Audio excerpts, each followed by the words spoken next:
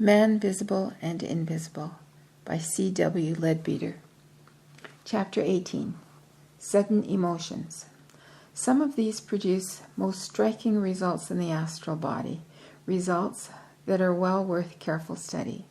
It should be premised that every one of the illustrations given in this book is drawn from life. They are not somebody's idea of how a man might look under certain conjectured conditions. They are the representation of the appearance presented by the vehicles of living persons under the circumstances described. They are the result not of imagination, but of observation and careful reproduction. For instance, by turning to plate 11, we shall see an attempt to picture the effect which is visible when a sudden wave of strong and perfectly pure affection sweeps over a person. The example chosen being that of a mother as she snatches up her baby and covers it with kisses. In a moment, the astral body is thrown into violent agitation, and the original colors are for the time almost obscured. In this, as in all these cases, the astral body of the ordinary person, as given in plate 10, is taken as a basis or background, though during the passage of the violent emotion, but little is seen of it. If the change introduced in plate 11 is analyzed, it will be found to consist of 4 separate parts. 1. Certain coils or vortices of vivid color are to be seen well-defined and solid-looking, and glowing with an intense light from within. Each of these is in reality a thought form of intense affection generated within the astral body and about to be poured forth from it towards the object of the feeling. In the book Thought Forms will be found a drawing of these very coils as it flew through the air on its way to its goal. It will be observed that the certain modification of shape has been caused by the rapid motion, so that the spiral has become a projectile, somewhat resembling the head of a comet. It's difficult to depict these whirling clouds of light, of living light, but their real appearance is indescribably lovely. Number 2, the whole astral body is crossed by horizontal pulsating lines of crimson light, more difficult to represent accurately even than the thought forms, by reason of their exceeding rapidity of their motion. The general effect, however, has been happily caught by the artist. Number 3, a kind of film of rose color covers the surface of the whole astral body, so that all within is seen through it as though tinted glass. In the drawing, this only shows at the edges. Number 4, a sort of crimson flush filling the entire astral body, tinging to some extent all the other hues, and here and there condensing itself into irregular floating wisps, like half-formed cirrus clouds. This magnificent display of astral fireworks usually lasts only a few seconds, and then the body rapidly resumes its normal condition. Yet every such rush of feeling produces its effect. It adds a little to the crimson in the higher part of the oval, and it makes it a little easier for the particles of the astral body to respond to the next wave of affection which comes. Transient though such an impulse may be, yet as it occurs again and again, its effects are cumulative. And another point, which must not be forgotten, is the good influence upon others, which is produced by the radiation of vivid vibrations of love and joy. Many true hearts will be the happier for knowing that one who sends a thought of intense affection to another actually gives something of himself, that a certain portion of the astral body passes from him to the loved one, charged so strongly with its own special rate of vibration that unless some determined preoccupation exists, it cannot but reproduce itself, it cannot fail to set the astral body of the recipient swinging in harmony with it.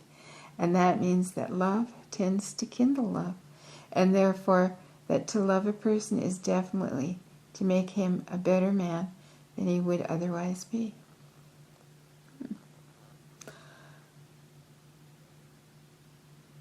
Devotion. Except that blue is everywhere, substituted for crimson, Plate 12 is almost identical with Plate 11. It illustrates a sudden accession of devotional impulse which surges over a nun while engaged in contemplation. All the four forms of manifestation, which we noted in connection with the impulse of affection, are also observable here. The whirling, gleaming coils, the rapidly vibrating horizontal lines, the outer film, and the wisps of cloud, and their signification is precisely the same, substituting everywhere religious feeling for affection. So perfect an outburst of devotion is somewhat rare, much less common than a similarly perfect outrush of love. A surge of feeling of this nature, but generally without its definiteness or precision, may sometimes be seen to occur in the case of one who suffers an act of adoration before the altar. Usually the parallel lines are less regular and less prominent, and the sharply defined coils are altogether absent, their place being taken by shapeless clouds of blue vapor. In the great majority of cases, devotion as a sentiment seems to be vague and ill-defined, and so fine a specimen as that given in our illustration is indeed rare.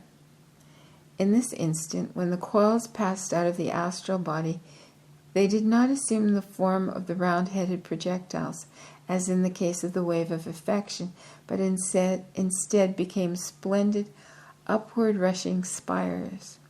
One of these also is given in Thought Forms being another book by Leadbeater, and an attempt is there made to illustrate the marvelous outpouring of force from higher planes which is evoked by such an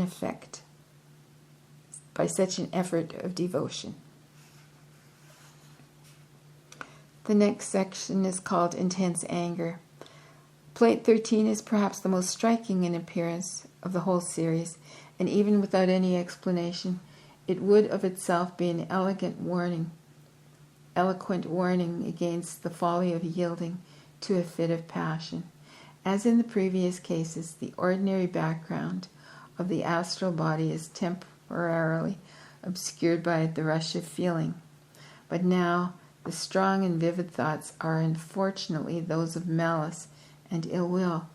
They express themselves once more as coils or vertices, but this time as heavy, thunderous masses of sooty blackness lit up from within by the lurid glow of active hatred. Less defined wisps of the same dark cloud are to be seen defiling the whole astral body, while the fiery arrows of uncontrolled anger shoot among them like flashes of lightning.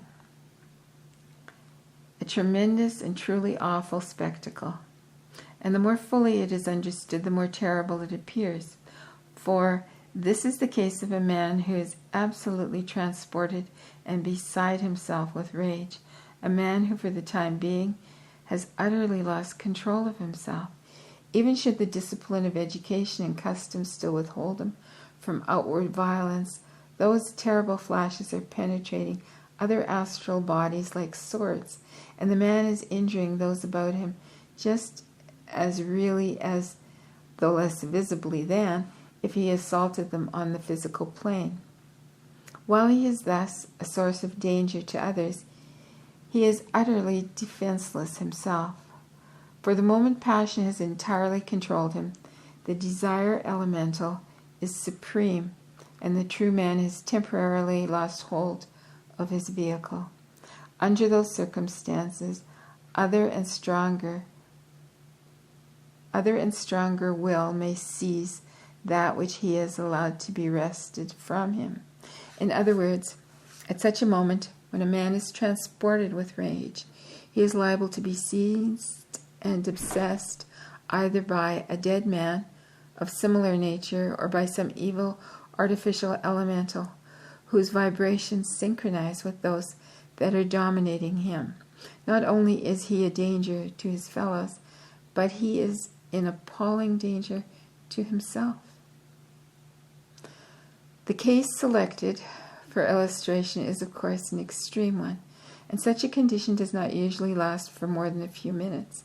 But everyone who falls into a passion exhibits these characteristics to some extent, and one cannot help but feel that if men only knew how they appeared in the eyes of those who can see, when they yield themselves to those outbursts of anger, they would surely take far greater care to avoid them. The gust of passion passes away, but it leaves its mark behind.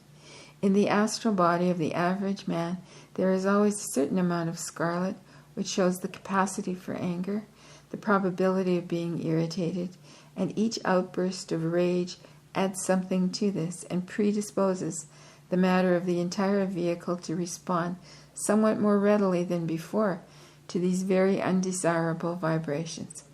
It must also be remembered that though the passion may be impermanent, the record of it remains forever in the memory of nature. Though the elemental created by an evil wish will cease to exist after a period proportioned to the strength of that wish, yet the living photograph of every instant of its life remains, and all the wide-spreading results of its actions during that life are charged with absolute justice to the karma of its creator.